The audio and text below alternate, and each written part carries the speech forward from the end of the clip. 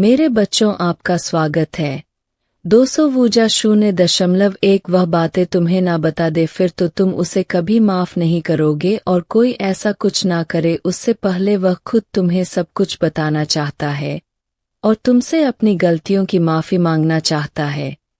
इससे पहले बहुत देर ना हो जाए वह खुद अपने सारे पाप माफ करना चाहता है तुम्हारे सामने, क्योंकि जब तक वह तुमसे माफी नहीं मांग लेता तब तक उसे सुकून की नींद नहीं आएगी। बुरे सपने उसका पीछा नहीं छोड़ेंगे और वह यह नहीं चाहता कि तुम उसके जीवन से हमेशा के लिए चले जाओ। उसे पता है कि उसने गलतियां की है, पर तुम्हारे लिए उसका प्रेम कभी खत्म नहीं हुआ। वह तुम्हारे सामने बहुत रोया है और अपने दिल की हर बात बताता था, पर उसका बर्ताव देखकर तुम्हारा उसकी बातों से यकीन उठ गया। उसकी हरकतें तो ऐसी नहीं थी जिससे कोई कह सके कि वह तुमसे प्यार करता था या तुम्हारे लिए उसके दिल में कोई इज्जत थी, क्योंकि वह प्रेम मान सम्मान तो उसने तुम्हें कभी दिया था ही नहीं। पर वह अब तुमसे अलग नहीं रहना चाहता और वह यह फैसला जल्दबाजी में नहीं ले रहा है। मेरे बच्चे, बीते कुछ दिनों से वह बस तुम्हारे बारे में, इस रिश्ते के बारे में ही सोच रहा है। तब जाकर उसने यह निर्णय लिया है कि वह हर हाल में तुम्हें अपने जीवन में वापस लेकर आएगा, फिर चाहे उसके लिए उसे कुछ भी करना पड़े वह सब कुछ करने के लिए तैयार है। अगर तुमने उसे माफ नहीं किया तो वह हाथ जोड़कर पैर पकड़कर तुमसे माफी मांगेगा। तुम जो कहोगे वह सब कुछ करेगा और इस बार वह भविष्य की योजनाएं बना कर रहा है। उसके दिमाग में बस यही चलता रहता है कि कैसे वह तुम्हारे जख्मों को भरेगा। पूरी रात वह बस यही सोचता है कि वह ऐसा क्या करें जो उसके सारे जख्म भर जाए। वह तुम्हें इतनी सारी खुशियां देना चाहता है ताकि तुम दोनों के बीच लड़ाई झगड़ा ना हो, क्योंकि उसने तुम पर बहुत दोष लगाए हैं।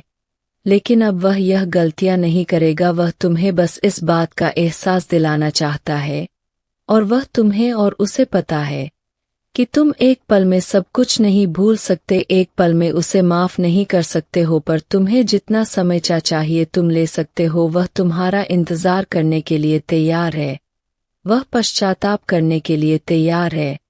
मेरे बच्चे, बस तुम एक बार बोल दो कि तुम उसे माफ कर दोगे ताकि वह सुकून से सो पाए, क्योंकि वह ऐसे नहीं जी पा रहा है, क्योंकि इस परेशानी के साथ उसका दम घुट रहा है। वह चाहता है कि तुम बुरे वक्त के बारे में भूल जाओ और तुम दोनों ने साथ में जो अच्छा समय जिया है उस पल को याद करो और उन अच्छी यादों के लिए उसे एक बार माफ कर दो, एक और मौका दे दो। आतिक में दूसरों की मदद करके तुम्हारे चेहरे पर जो सुकून आता था वह सुकून को याद कर रहा है। उसके परिवार में भी बहुत क्लैश होता है मेरे बच्चे, पर उसे सुकून देने वाला व्यक्ति उसके जीवन में नहीं है। तुम उसके जीवन में नहीं हो। आज भी तुम्हारी यादें उसके मन को शांत करती है और वह तुम्हें अपनी फैमिली बनाना चाहता है। बस एक बार तुम उसे माफ कर दो, वह फिर कभी उस गलती को नहीं करेगा, कभी तुम्हें नहीं रुलाएगा। इस सब का गिल्ट उसे कुछ नहीं करने दे रहा है और उसका जीवन बर्बाद हो रहा है। इसलिए वह चाहता है कि तुम अतीत को भूलकर उसके पश्चाताप को देखो। समय लो, पर एक बार इस रिश्ते के बारे में सोचो और उसे माफ करके अपना लो। पर निर्णय तुम्हारा होगा, तुम जो चाहते हो वही होगा तुम्हारे जीवन में। वह तुम पर अपनी भावनाओं को थोपना नहीं चाहता है और तुम्हें और तकलीफ नहीं देना चाहता। बस उसके मन में कुछ बातें छुपी हुई कुछ गिल्ट है, अतीत के कुछ राज है जिन बातों को वह तुम्हारे सामने करना चाहता है। सब कुछ सच सच बताना चाहता है तुमसे। उसके बाद तुम्हारा जो भी निर्णय होगा वह उसे मंजूर होगा। बस एक बार तुम उसकी बातें सुन लो, उसे समझने की कोशिश करो, इससे ज्यादा वह कुछ नहीं चाहता है। मेरे बच्चे, इस जन्म की तरह पिछले जन्म में भी तुम्हारे लिए तुम्हारे रिश्ते सबसे महत्वपूर्ण थे। पिछले जन्म में भी तुम लोगों के प्रेम के लिए बहुत तरम हो। मेरे बच्चे, किसी व्यक्ति ने तुम्हारे साथ बहुत बड़ा धोखा किया, जिसके बाद ही तुमने सब कुछ छोड़कर अपनी नए जीवन की शुरुआत की थी। उस धोखे ने तुम्हें दुनिया से बहुत दूर कर दिया था और तब तुम्हारी नई दुनिया शुरू हुई थी। तुम मुझसे जुड़े थे, तुमने मंत्र साधना का ध्यान किया और बहुत सारी सिद्धियां प्राप्त की थी। तुमने अपने पिछले जीवन में मेरे रहस्य को जाना था और उसके बाद तुमने कभी पीछे मुड़कर नहीं देखा। अपना घर परिवार सब कुछ छोड़कर बस मुझे पाना ही अपने जीवन का उद्देश्य बना लिया था तुमने। और मेरे प्रेम को पाने के बाद तुमने दुनिया से प्रेम और मैं इतने करीब थे। तुम मेरे उसी ज्ञान उसी प्रेम के साथ तुम्हारा यह जन्म हुआ है, पर तुम्हें इस जन्म में भी सबसे ज्यादा चोट तुम्हारे अपनों ने ही दी है। जो तुम्हारे जितना करीब था उसने उतना ही गहरा घाव दिया है। और जब तक तुम अपनी शक्तियां को पहचानकर उन्हें जागृत नहीं करते तब तक तुम्हारे साथ यह सब होता रहेगा, क्योंकि तुम्हारे जीवन का उद्देश्य यह नहीं है कि तुम लोगों के पीछे चलो। पिछले जन्म में तुम लोगों के गुरु थे। तुमने अपनी स्पिरिचुअल ऑफ गेनिंग से लोगों को एनालाइट किया था, लेकिन अभी देखो तुमन खुद दूसरों पर निर्भर हो, उनके हिसाब से जी रहे हो, उनसे मान सम्मान की भीख मांग रहे हो और अपना समय व्यर्थ कर रहे हो। ऐसे लोगों के पीछे यह मुंह छोड़ो मेरे बच्चे, और तुम्हारी साधना जो पिछले जन्म में अधूरी रह गई थी उस पर काम करो। तुम्हें हमेशा मेरी ऊर्जा महसूस होती है। बचपन से दूसरों का सोचते हो, पर तुम्हें भजन में मंत्रों में सुकून मिलता है। यह सब साइंस है। अपनी आध्यात्मिक शक्तियां को जागृत करो। तुमने पिछले जन्म में ही बहुत साधना की है, इसलिए तुम पहले से ही मुझसे जुड़े हुए हो। तुम्हें बस उन शक्तियां को जागृत करना है, उन शक्तियां को फिर से जगाना है, अपने अंदर खुद को पहचानना है। तुम्हें तुम्हारी खुशियों का दरवाजा अध्यात्म से ही खुलेगा मेरे बच्चे, और यही तुम्हारे जीवन का सत्य है। अपनी पिछले जन्म की साधना को व्यर्थ मत जाने दो। तुम यूनिवर्स की शक्तियां से जुड़े थे और दूसरों को अध्यात्म का रास्ता दिखाते थे। तुम तब भी अलग थे और इस जीवन में भी तुम सबसे अलग हो। यही कारण है कि तुम्हारे विचार सबसे नहीं मिलते। जल्दी तुम्हारी किसी से दोस्ती नहीं होती है।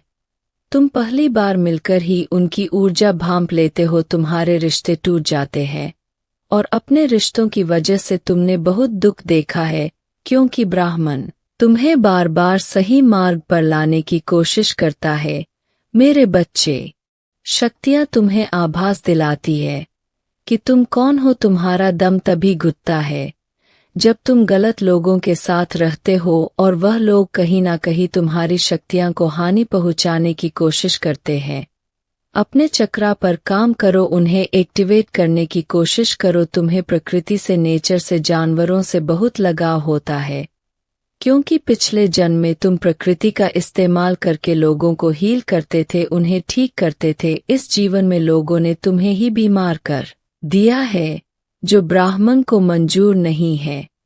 मेरे बच्चे, तुम्हारी माता को यहाँ मंजूर नहीं है कि लोग तुम्हें कम समझे और तुम्हें रुलाए। मुझसे जुड़ने की कोशिश करो और अपनी स्पिरिचुअल जर्नी की शुरुआत करो। इस भौतिक संसार के पीछे मत भागो, अपनी आत्मा के सुख के लिए काम करो। यह धन दौलत लोग सब यही रह जाएंगे मेरे बच्चे, तो इनके लिए क्यों रो रहे हो? जो होना था हो गया, उसे भूल जाओ, और जो आने वाला है, जो जीवन बचा है, उसके लिए काम करो, उसे संवार। अपनी आत्मा के लिए काम करो, ना कि अपने शरीर के लिए। खुद का काम बंद होने के कगार पर आ गया आर्थिक रूप से बर्बाद हो चुका है वह व्यक्ति, और तुम्हारे रिश्तों को देखते देखते वह अपने लोगों से बहुत दूर चला गया है। तुमने अपनी मेहनत से और बहुत संघर्ष से सब कुछ पाया है। तुम हमेशा से सच्चे थे, इसलिए तुम्हारी प्रार्थना सुनी मैंने। उसे तो बस छल करना आता है। एक वक्त पर तुम्हारा जीवन इतना बिखर गया था कि तुम्हारे पास समय ही नहीं था कि तुम किसी के बारे में बात करो, किसी के बारे में सोचो। उस वक्त पर वह सबसे ज्यादा खुश था। तुम्हारा बुरे वक्त था, वह तुम्हारे बुरे वक्त को तुम्हारी बर्बादी समझ बैठा था और वह उस बर्बादी का जश्न मना रहा था। अपना पूरा समय बस तुम्हारी बुराई करने में लगा दिया और अपना सब कुछ खुद बर्बाद कर लिया। आज भी वह तुम्हारे संघर्ष और अच्छाई को अपनाने के लिए तैयार नहीं है। उसे लगता है कि ईश्वर ने उसके साथ बुरा किया है। तुम्हारी माता ने तुम्हारी सुन ली और उसे बर्बाद कर दिया, और तुम्हें बैठे बिठा सब कुछ मिल रहा है। आज भी ऐसी मानसिकता है, उसे आज तक यह समझ नहीं आया कि मैं भी सिर्फ अच्छे और सच्चे लोगों का साथ देती हूँ, उन्हें ही अपना भक्त चुनती हूँ जो कभी मेहनत करने से पीछे नहीं हटते। अगर आप सफलता चाहते हो तो 3 बजे रात में नींद में भी आपको कोई उठा दे तब भी उसी उत्साह के साथ उसी लगन से आपको काम करना होता है। मेरा भक्त बनना कमजोर और डरपोक लोगों के बस की बात नहीं है। मेरे बच्चे और वह यही बातें नहीं समझ पाया। मेरे डर से झोली भरकर जाने के लिए हर रोज भट्टी में तपना पड़ता है और खुद को साबित करना होता है कि तुम उस लायक हो जब तुम्हें वह सब कुछ मिलता है जो लोगों की कल्पना से परे है। तब मेरे चमत्कार दिखते हैं, पर वह इन बातों को मानने के लिए तैयार ही नहीं है। उसे लगता है कि वह अपनी गंदी चाल, गंदे षड्यंत्र में सफल हो जाएगा और वह तुम्हारा सब कुछ बर्बाद कर देगा। एक दिन वह तुम्हें जमीन पर ले आएगा, पर वह मूर्ख है और तुम्हारे चेहरे की मुस्कान को देखकर वह यह समझ बैठा कि इसे तो कोई तकलीफ ही नहीं है। वह क्या जाने कि मेरे बच्चों की खूबी यही है कि अंदर से प्राण निकल रहे हो फिर भी मेरे प्यार के सहारे जीते हैं। मेरे प्यारे बच्चों, अगर आपको हमारा यह संदेश पसंद आया हो तो हमारे चैनल को सब्सक्राइब और वीडियो को एक लाइक अवश्य कर दे। धन्यवाद।